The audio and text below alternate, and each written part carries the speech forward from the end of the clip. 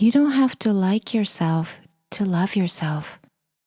If you don't like yourself, you can simply accept that you're not liking yourself right now and let it be okay. That to me is self-love.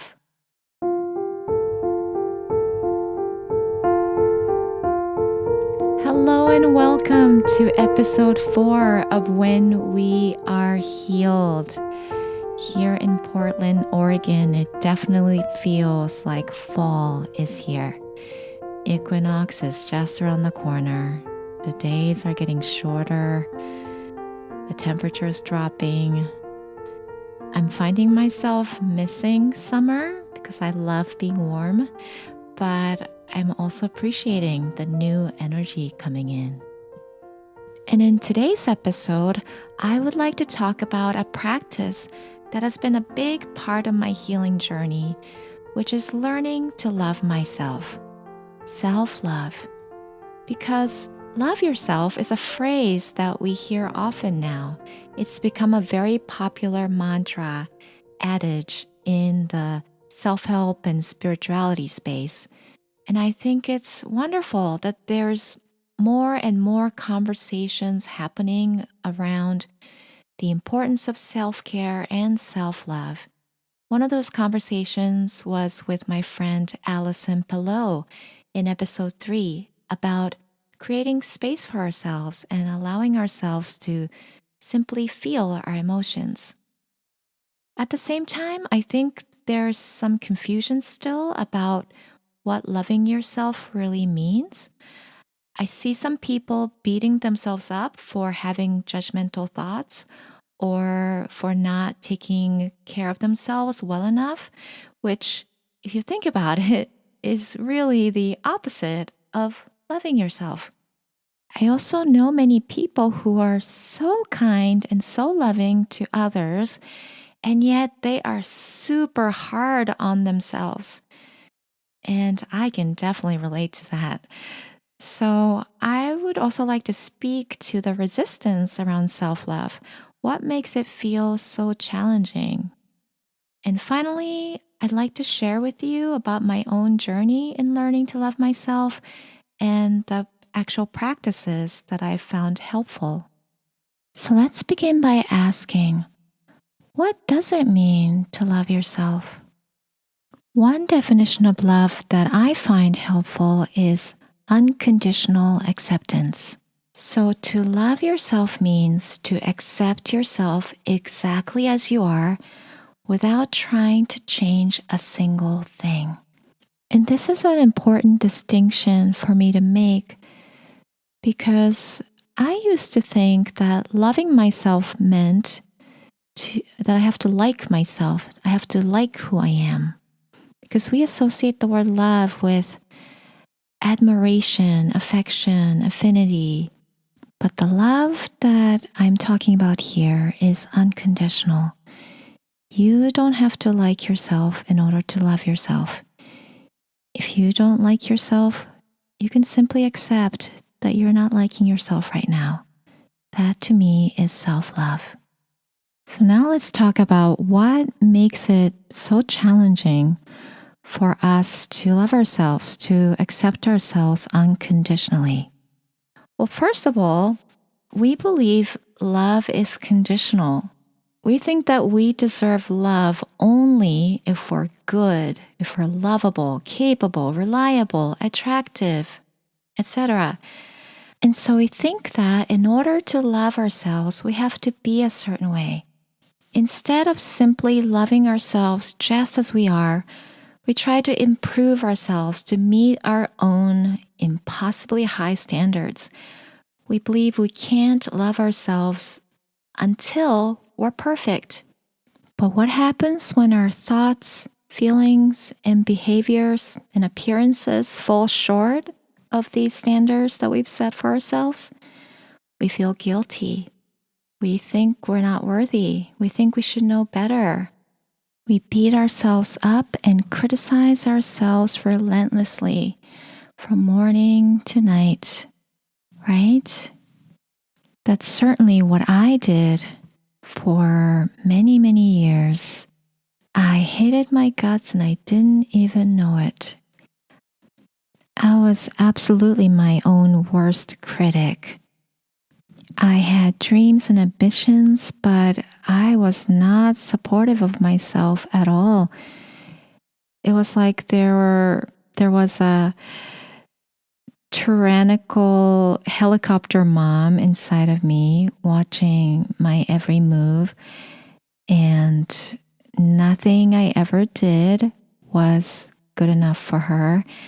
There was always something that wasn't quite right, something to fix, something to improve. Nothing was ever satisfactory. Or if I did seem to succeed and made the people around me happy, or I received compliments, that satisfaction only lasted for a very short while. And then it was back to criticizing and berating. It really is no wonder that I was feeling so depressed and unloved, because that was the inner dialogue that was going on. And I wasn't even aware of it. And so the very first step in learning to love myself was to become aware that that was the self-talk that was running in the background all the time. And then to make a decision that I wanted a different relationship with myself. I wanted a supportive, harmonious, loving relationship with myself. I remember writing a letter to myself in my journal, apologizing as sincerely as I could for not being there for her whole life. I told myself, I am so sorry that I've been attacking and hurting you over and over again. I am sorry that I blamed you for everything and anything that seemed to cause me unhappiness. I am sorry that I ridiculed and humiliated you relentlessly for every quote unquote mistake you ever made. How hard and sad it must have been for you to not receive any love from yourself. And yet you kept going, you kept trying, wanting nothing more than to be loved and to be happy. You worked so hard all your life without an ounce of support or encouragement from me. And I am so proud of you. And that's how I forgave myself for all the ways I had mistreated myself and attacked myself in my mind. And I said, I don't yet know or understand how to love you, but I am willing to learn. And that willingness was everything, I think. And from there, I asked my higher self to be in charge. I knew that I couldn't do it. I had to rely, I had to give myself over to a higher loving power. And I started practicing daily. So now let's talk about the practice.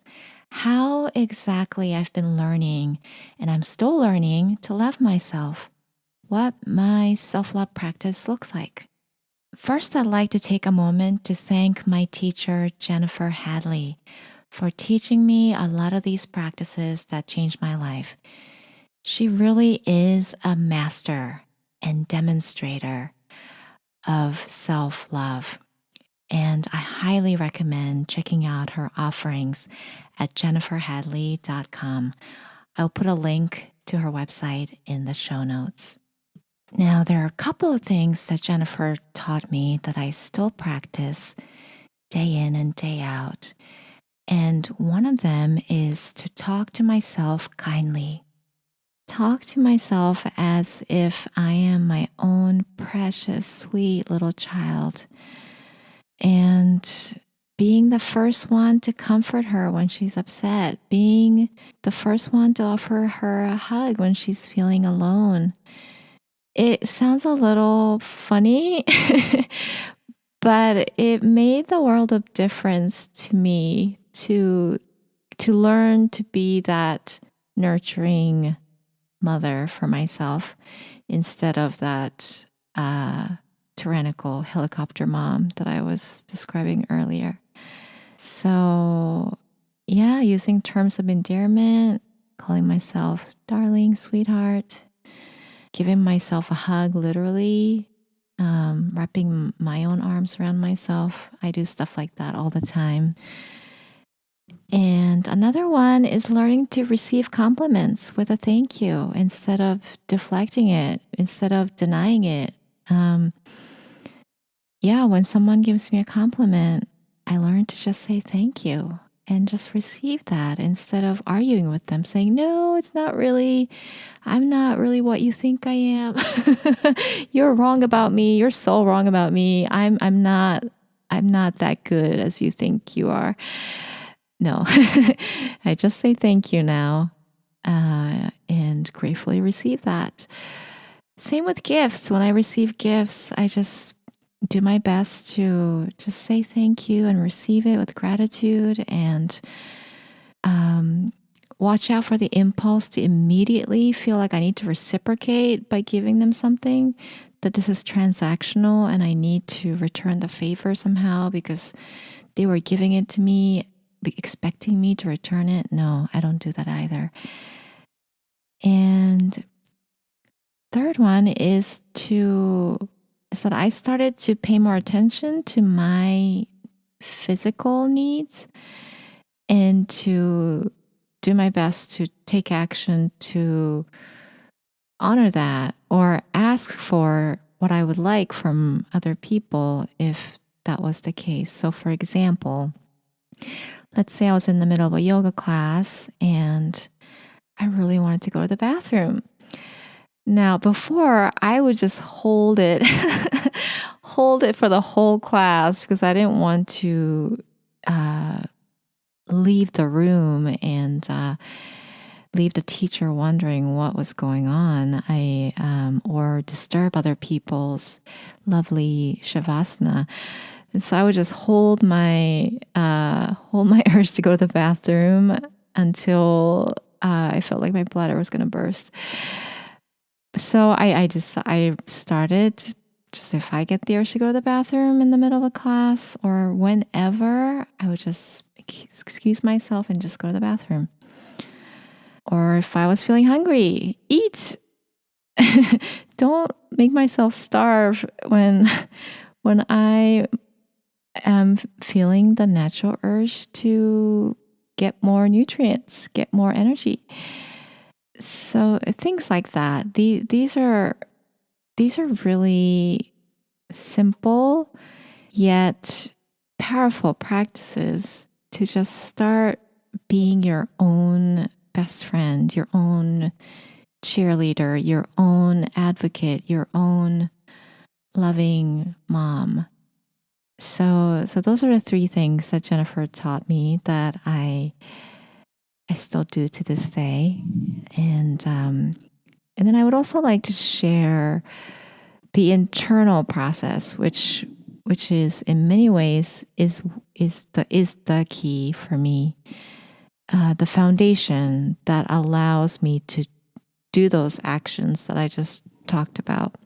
So the practice is to simply notice the negative self-talk, the judgments, the attack thoughts that pop up in my mind throughout the day and to let them go.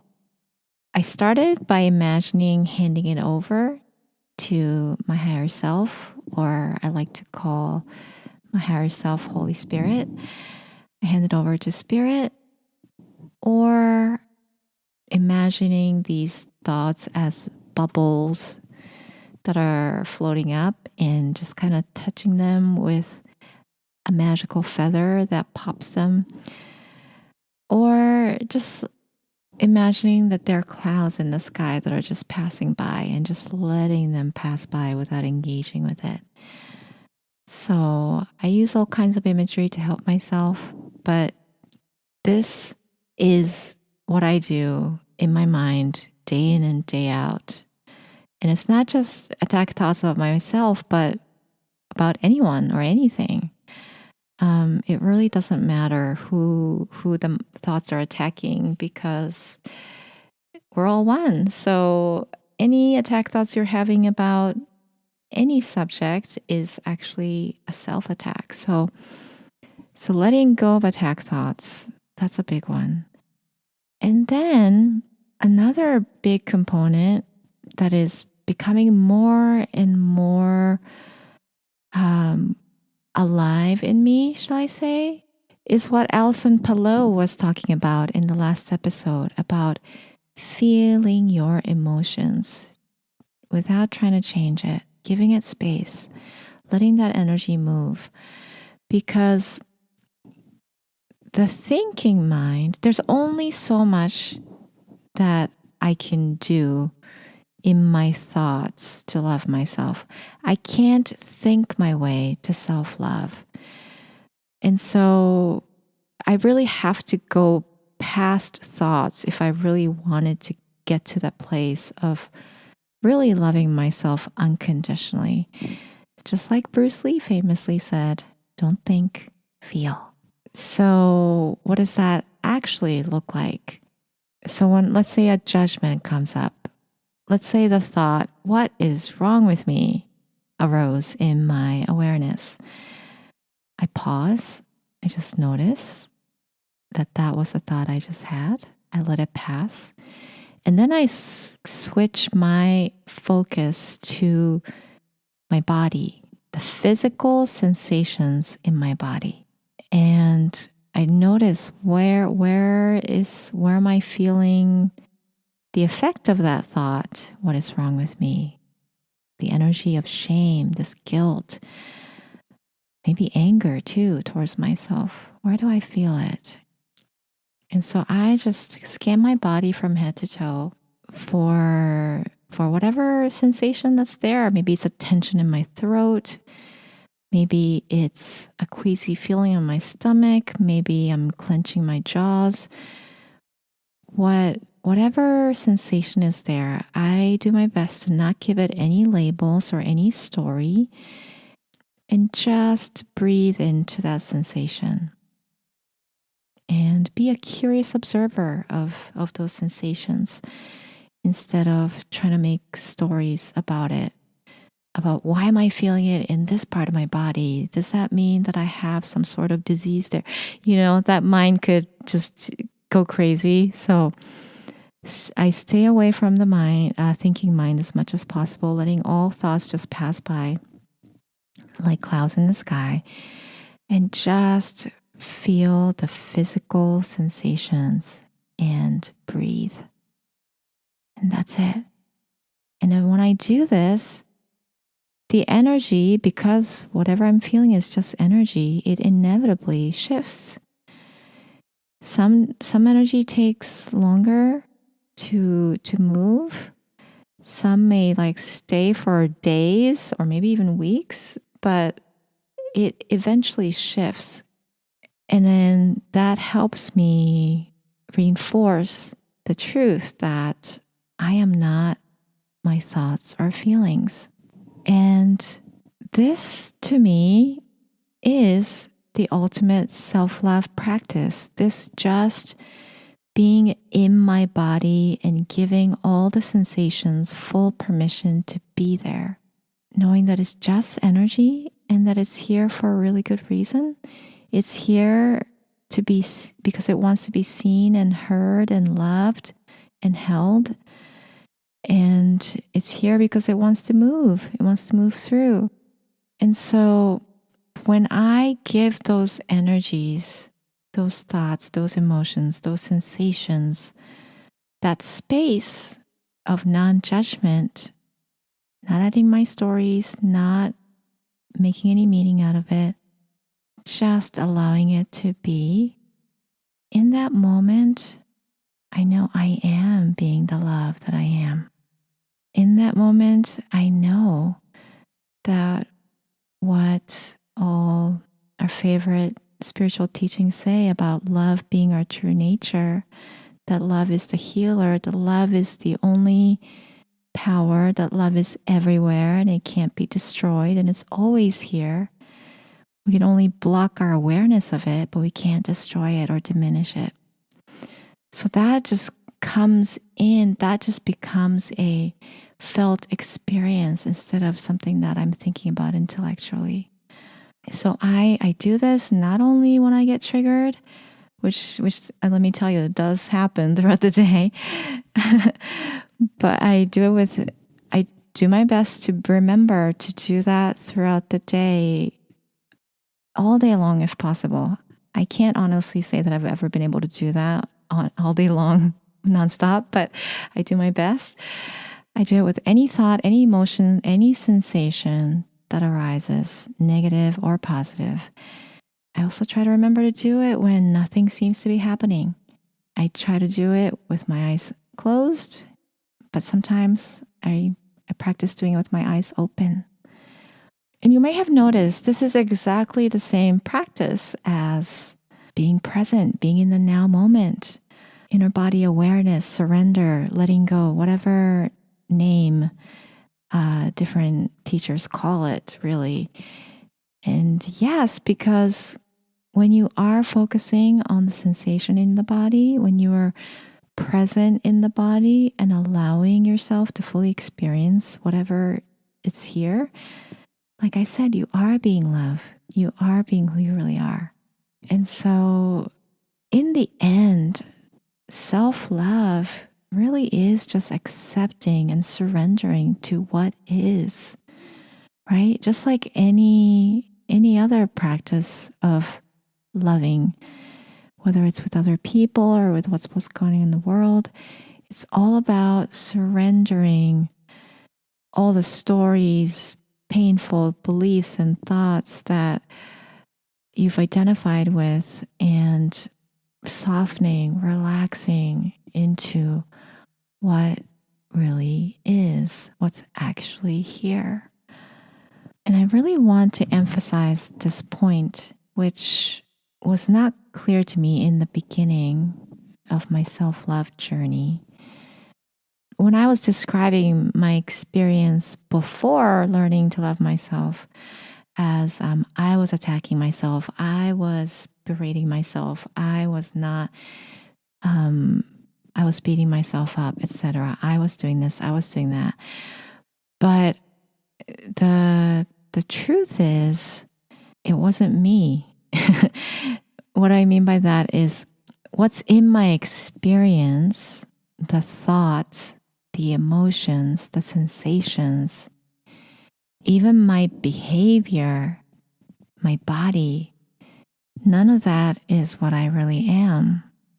This might get a little trippy for some if you're not familiar with this type of teaching, but what if you're allowed to think, feel, do, say, be anything? What if that was really, really allowed? What if none of what you think is so terrible about yourself is true? None of it is true. It's just stories. It's just thoughts. It's just beliefs. And who you really are is the vast awareness, that space, that presence, that where all those thoughts and emotions and sensations arise and come and go. All of those come and go. That's why they're not truth. Because truth is always true and it's always here. And so I find so much freedom in that. And I can't say that it is my full-time experience, but I'm finding so much freedom in unidentifying from my thoughts, my feelings, and the sensations in my body, and shifting my focus to that awareness where all of those arise. So self-love is a big topic, and there is so much more that I would love to unpack with you, but I think I will leave it at that for today. And really, the point I would like to emphasize is that you are worthy no matter what you're thinking, feeling, or doing. No matter what your body's going through, no matter what sort of dark thought flashes across your mind, no matter what intense negative emotion you're feeling, you are lovable, you are deserving of love. And self-love is accepting yourself unconditionally no matter what.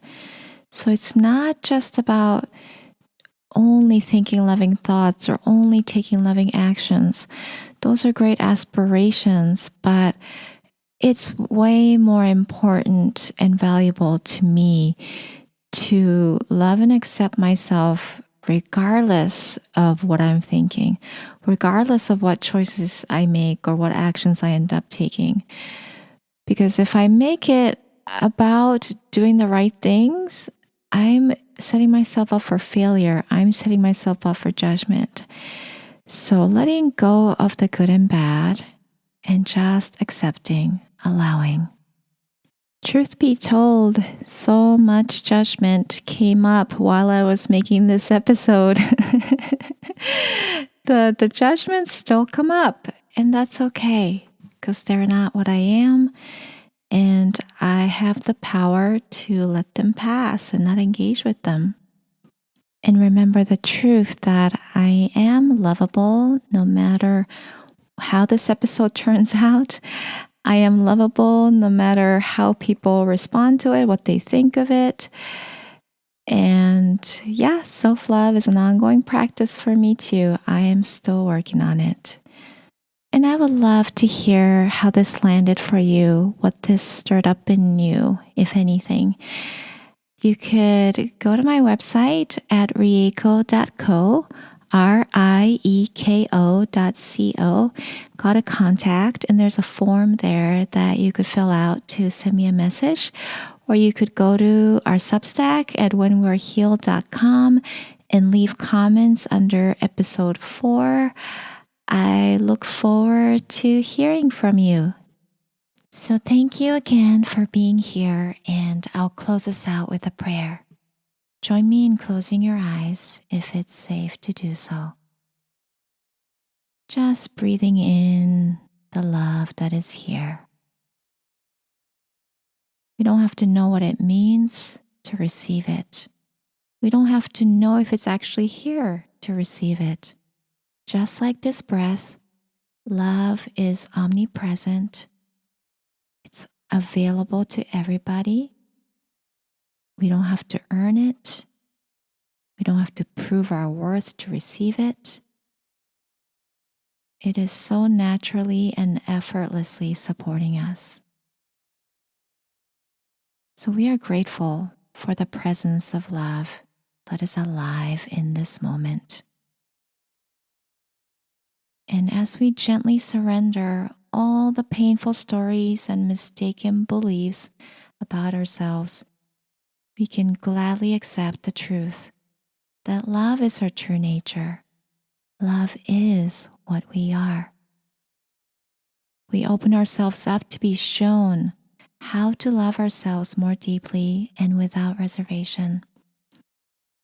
And as we learn to accept ourselves unconditionally and practice being kind, gentle, and patient with ourselves, we can do the same for others. Love is the healer, and love extends in all directions without limitations of any kind. So grateful to anchor ourselves in this truth that we are love. We say yes to it, we let it be, and so it is. If you enjoyed this episode, I invite you to come check out our Substack at whenwearehealed.com, where you can subscribe to keep in touch and get show notes emailed to you. Sending you lots of love, and I'll see you in the next episode.